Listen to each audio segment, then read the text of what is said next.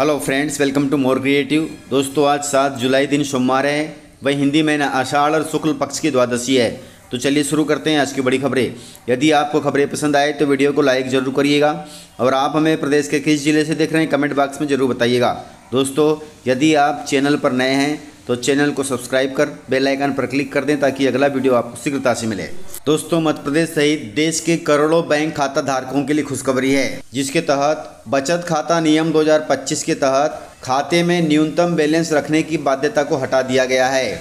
अब SBI minimum balance नियम के तहत जुर्माना नहीं लेगा। वहीं पंजाब नेशनल बैंक भी मिनिमम बैलेंस रखने पर जुर्माना नहीं लेगा। इसके अलावा देश की केनरा बैंक और बंधन बैंक ने भी यह बड़ा फैसला लिया है। अब इन 4 बैंक, जिसमें केनरा बैंक, बंधन बैंक, एसबीआई बैंक और पंजाब नेशनल बैंक, इन चारों बैंकों में यदि आपका खाता है और आपके बैंक खाते में न्यूनतम बैलेंस है, फिर भी आपको कोई जुर्माना नहीं लगेगा। दोस्तों, न्यूनतम मासिक बैलेंस वह राशि होती है जिसे ग्राहक को 1 महीने के दौरान अपने खाते में बनाए रखना होता है। यदि यह राशि तय सीमा से कम हो जाती है तब बैंकों द्वारा जुर्माना लगाया जाता है। अब एसबीआई, पीएनबी, केनरा बैंक तथा बंधन बैंक ने इस नियम को हटाकर ग्राहकों को बड़ी राहत दी है। बैंकों के इस कदम से कम आय वाले परिवार, महिलाएं, किसान, छोटे व्यापारी तथा विद्यार्थियों को काफी लाभ मिलेगा।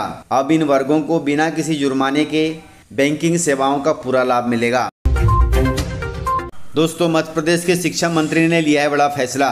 स्कूल में पेन घोटाले पर प्रिंसिपल को सस्पेंड कर दिया गया है। दोस्तों, शहडोल जिले से खबर है। शहडोल जिले के ब्योहरी ब्लॉक के 2 स्कूलों में पेंटिंग घोटाला सामने आने के बाद अब शिक्षा विभाग नींद से जागा है। इन 2 स्कूलों में पेंट कराने के लिए 24 लीटर पेंट खरीदा गया था।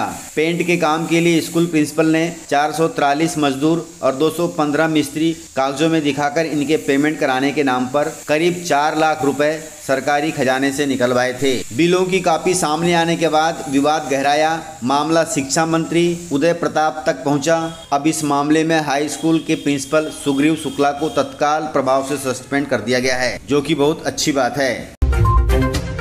दोस्तों, दूध में थूक मिलाकर बेचने का मामला सामने आया है। दूध विक्रेता मोहम्मद शरीफ दूध में थूक मिलाकर बेचता था और अनजाने में लोग उस दूध को भगवान पर चढ़ाते थे। दोस्तों, यूपी की राजधानी लखनऊ में दूध में थूक बेचने का मामला सामने आया है। दूध लेने वाले लव शुक्ला ने बताया कि वह इसी दूध का उपयोग बांके बिहारी और कांवड़ यात्रा में शंकर जी का अभिषेक करने के लिए करते थे। उन्होंने आरोप लगाया कि दूध में थूक मिलाकर दिया जाता है, जिससे उनका धर्म भ्रष्ट होता है। ऐसे लोगों पर कड़ी कार्रवाई करते हुए रासुका लगाना चाहिए। जानकारी के मुताबिक लखनऊ के गोमती नगर में लव शुक्ला के परिवार को पप्पू नाम का व्यक्ति दूध देने आता है। जांच में पता चला कि वह दूध में थूक मिलाकर दे रहा था। इस पर थूक जिहाद का आरोप लगाया गया है। लव शुक्ला के परिवार ने गोमती नगर थाने में इसकी शिकायत भी की। जांच पड़ताल में पता लगा कि उस दूध बेचने वाले पप्पू का असली नाम मोहम्मद शरीफ है। इस पर हिंदू महासभा के राष्ट्रीय प्रवक्ता ने कहा कि पूरे प्रदेश में थूक जिहाद फैला हुआ है। ऐसे लोगों के खिलाफ राष्ट्रीय सुरक्षा कानून अर्थात रासुका लगाना चाहिए।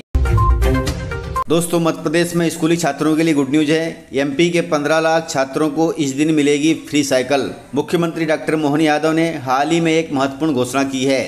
घोषणा के तहत 15 लाख से अधिक स्कूली छात्र छात्राओं को निःशुल्क साइकिल दी जाएगी। यह योजना कक्षा 6वीं और 9वीं के छात्रों के लिए है। दोस्तों, आपको बता दें कि यह वितरण 10 जुलाई को प्रदेश के सभी स्कूलों में होगा। मुख्यमंत्री ने स्वयं इसकी जानकारी दी है। उन्होंने लिखा है कि शिक्षा की राह अब साइकिल के साथ आसान होगी। इस फ्री साइकिल का लाभ कक्षा 6वीं और 9वीं के उन्हीं छात्र छात्राओं को मिलेगा जिनके गाँव में स्कूल नहीं है और वे पढ़ने के लिए दूसरे गाँव में जाते हैं। दोस्तों, मध्य प्रदेश में इन 3 जातियों को मिल सकता है ओबीसी का दर्जा। मध्य प्रदेश में कुछ जातियों को केंद्र सरकार ओबीसी सूची में शामिल करने के लिए अहम कदम उठा रही है।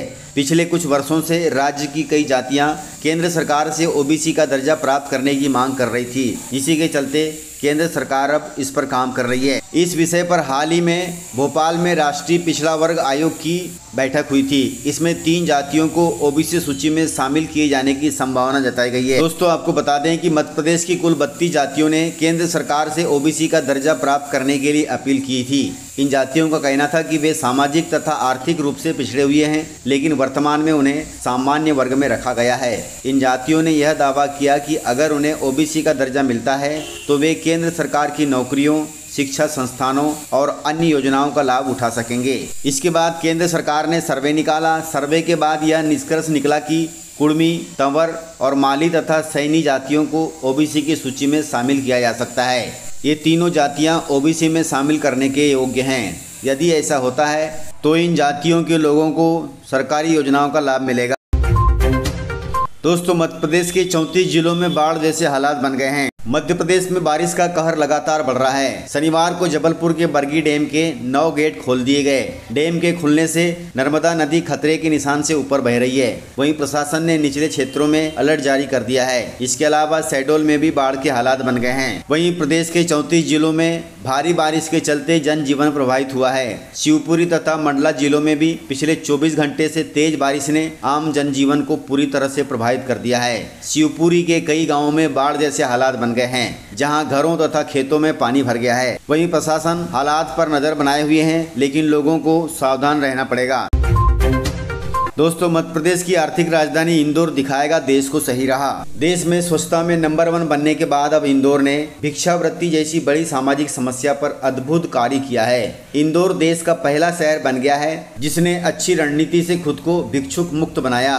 अब इसी मॉडल को देश के अन्य शहरों में अमल में लाया जाएगा। इसके लिए 11 जुलाई को एक विशेष कार्यशाला इंदौर में आयोजित की जा रही है। दोस्तों, आपको बता दें कि सामाजिक न्याय और अधिकारिता मंत्रालय द्वारा इंदौर में आयोजित इस कार्यशाला में देश भर के 100 शहरों से 350 से अधिकारी हिस्सा लेंगे और इंदौर के अनुभवों तथा कार्यों को समझेंगे। वहीं इंदौर के मॉडल को इस कार्यशाला में प्रस्तुत किया जाएगा ताकि अन्य शहरों में इस मॉडल को लागू किया जा सके। दोस्तों, आपको बता दें कि इंदौर जिला प्रशासन ने शहर की सड़कों से भिखारियों को हटाया नहीं, बल्कि उनको पुनर्वास और रोजगार से जोड़ा भी है। सितंबर 2024 से अब तक रेस्क्यू किए गए 1125 भिखारियों में से 800 रोजगार से जुड़ गए हैं और आमदनी अर्जित कर रहे हैं। इसी मॉडल को अब पूरे देश के बड़े शहरों में अपनाया जाएगा ताकि वे शहर भिखारियों से मुक्त हो सकें। दोस्तों, महाकाल बना धार्मिक क्षेत्र में नंबर 1। उज्जैन के महाकाल मंदिर में श्रद्धालुओं की भीड़ लगातार बढ़ रही है। महाकाल लोक बनने के बाद मंदिर में दर्शन के लिए रोजाना 1.5 से 2 लाख भक्त पहुंच रहे हैं। पहले यह संख्या 40 से 50 हजार होती थी।